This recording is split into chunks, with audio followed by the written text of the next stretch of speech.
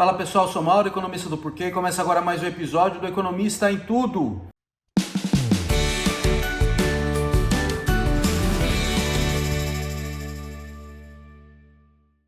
Para você que está chegando por aqui, eu convido a se inscrever no nosso canal e ligar o sino para receber as notificações. Toda semana 3 vídeos novos e também dá uma olhada no nosso site www.porque.com.br, que tem bastante conteúdo escrito lá. Hoje eu vou falar do dado do PIB, que saiu na semana passada. O que é o PIB? O PIB é o Produto Interno Bruto, que é a soma de tudo que é produzido no país durante um determinado período. E a gente está falando aqui do primeiro trimestre de 2024. O PIB ele é um valor em trilhões de reais. Assim, isso não significa muita coisa. O que é relevante é o crescimento dele, como ele cresceu, como ele aumenta ou diminui ao longo do tempo. E o dado do primeiro trimestre em relação ao trimestre anterior, que é o quarto de 2023, veio um número muito bom. Apareceu 0,8% dentro do trimestre, que se a gente pegar isso, anualizar isso, transformar isso em termos anuais, dá 3,2%. Que a gente olhar para o passado recente da economia brasileira, assim, difícil achar anos em que isso tenha acontecido. Acho que a questão aqui é se isso sobrevive ao longo do tempo. Para fechar o ano com um ano bom. Mas pelo menos é uma boa saída já, um bom começo e dá uma perspectiva de fechar o ano acima de 2%. Tinha previsões aí do ano passado para esse ano na casa de 1,5%, e o PIB de novo deve superar as expectativas. Né? E o que apareceu no primeiro trimestre foi um número muito bom, eu diria. A questão, acho que de novo, é saber se isso se sustenta ao longo do ano. Tá?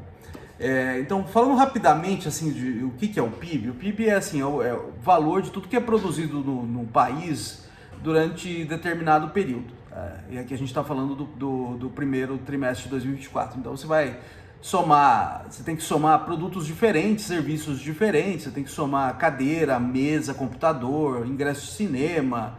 Tudo isso como é que a gente faz para somar isso, né? Então, como é que a gente normalmente faz? A gente transforma tudo isso em dinheiro. Por isso que aparece um número lá em reais, são bilhões de reais, sei lá o que quer que seja. O problema é que quando você junta dinheiro ao longo do tempo, a inflação contamina o teu número, porque pode ser que o teu número esteja crescendo ao longo do tempo, não porque a tua produção está subindo, mas porque os preços estão subindo, isso acaba contaminando a medida. Então você precisa fazer um ajuste, que é tirar a inflação. Então o que a gente está falando aqui já é o PIB real, que a gente chama, né, tirando o efeito da inflação. E outra coisa que acontece é que o PIB tende a subir e descer ao longo do ano por conta de flutuações usuais, de sazonalidade. Então o número que está sendo divulgado também já é livre desses efeitos sazonais. Tá? Então, de novo, foi um número excelente, 0,8%. E como eu disse, ele engloba tudo que é produzido no país. E tem três grandes atividades que a gente normalmente olha que compõem o PIB, que é a agropecuária, a indústria e serviços. Tá? E a hora que você olha para a divisão dentro do trimestre, você vê a agropecuária crescendo muito bem, 11,3%, a indústria recuando um pouquinho, mas ficando na estabilidade, e serviços crescendo 1,4%. Mas apesar de serviços ter crescido muito menos que a agropecuária, serviços que está puxando o PIB no fim das contas. Né? Por quê? Porque serviços é a maior parte do PIB do Brasil. A agropecuária é uma fração pequena do PIB. Então mesmo a agropecuária crescendo 10 vezes mais em termos percentuais do que serviços, é serviços que está puxando o que está acontecendo aí ao longo do trimestre. Quando a gente olha trimestre contra trimestre, pegar ter uma ideia um pouco mais longa do que está acontecendo, não só ali no que acontece num determinado trimestre, porque às vezes tem muito ruído, né? Então a gente pegar por exemplo, do primeiro trimestre contra o primeiro trimestre de 2023, a gente vê um crescimento de 2,5%, tá? Agora, se a gente olha trimestre contra trimestre, você vê o agro no negativo, menos 3%, por quê? Porque no primeiro trimestre do ano passado, foi uma coisa absurda o que aconteceu com o agro. O agro cresceu muito, e mesmo sendo pequeno, acabou puxando o crescimento da economia brasileira.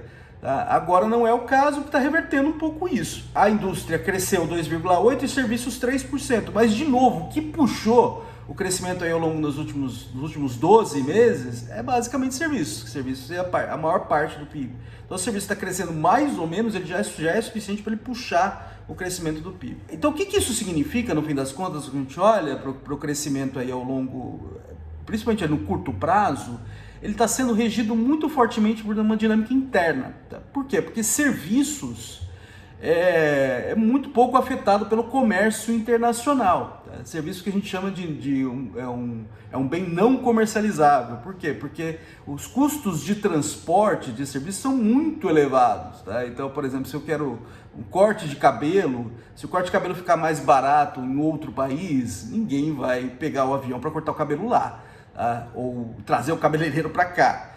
Então, os serviços têm essa característica que ele é muito pouco afetado por comércio internacional. Então, se o serviço está crescendo muito, ou está, não crescendo muito, mas assim, respondendo por boa parte do crescimento que está acontecendo aqui, quer dizer que a dinâmica interna é a principal força motriz por trás desse movimento no PIB que a gente está observando no curto prazo.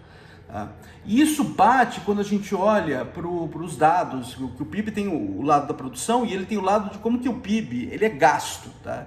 E ele pode ser gasto na forma de consumo das famílias, consumo do governo, investimento, tá? E tem o lado externo, e tem o lado do externo que é exportações e importações entrando com um sinal negativo aí no caso. Tá? E quando a gente olha para o dado, a gente vê que a maior parte do crescimento está vindo do consumo das famílias. Tá? De novo, o consumo das famílias é a maior parte do PIB também. Tá? Então isso dá uma ideia dessa dinâmica interna, assim, fazendo uma força grande. E do lado do setor externo, a gente vê, na verdade, importações crescendo mais do que exportações, crescendo bem mais que exportações. Vou falar sobre isso daqui a pouco. Então, de modo que o setor externo, na verdade, está jogando contra aqui, né? Pelo menos no curto prazo. Bom, o que acontece por trás desse crescimento da dinâmica interna, do consumo das famílias? Aí, no caso, você tem juros mais baixos que ajudam, tá?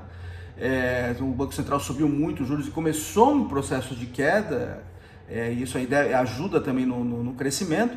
Tem uma queda na inadimplência nesse período, você tem o programa Desenrola, que foi bastante importante, isso ajuda também a sustentar o consumo, e acho que o principal aqui é o mercado de trabalho, muito bom, que vai acender, na verdade, um pequeno sinal amarelo que eu vou falar daqui a pouco, para a gente começar a pensar um pouco o que vai acontecer nos próximos, aí pela frente, nos próximos meses. Tá? O desemprego continua baixo para os padrões brasileiros, e isso também ajuda a sustentar o mercado de trabalho bom, ajuda a sustentar o consumo das famílias. Tá? Então, o que a gente vê aqui no curto prazo, pelo menos nesse período aí, é a dinâmica interna exercendo um papel muito forte. A gente enxerga isso no crescimento dos serviços, que são a principal força aí por trás desse crescimento, e a hora que a gente olha para a despesa, para o jeito que o PIB é gasto, a gente vê o consumo das famílias respondendo forte também, por isso que eu acho que é mais um indicativo. Tá? O que, para frente, acho que tem algumas questões para a gente pensar. Tá? A gente tem a questão das enchentes no Rio Grande do Sul, que ainda não foi captado no PIB. Tá? O PIB é uma fotografia do passado, não é o que está acontecendo no presente, e aí não foi captado ainda nos dados do PIB isso, então isso deve assim, jogar contra o crescimento do país, tá? É um choque muito grande. E eu acho que uma outra questão para a gente pensar é que se a gente tem algum sinal de aquecimento excessivo aqui da economia brasileira. Tá? Por que isso pode ser um problema? Porque pode pegar na inflação, e aí pode ligar ali outro sinal do lado do Banco Central de segurar essa queda de juros, e acho que já tem alguma indicação do Banco Central de ir mais devagar na queda de juros. O que pode dar um sinal amarelo para isso? Primeiro, assim, o mercado de trabalho pode estar muito aquecido, ele está se sustentando forte, num crescimento baixo para os padrões brasileiros. A gente não sabe direito se isso é verdade ainda, mas se tiver algum sobreaquecimento, ele pode impactar a inflação.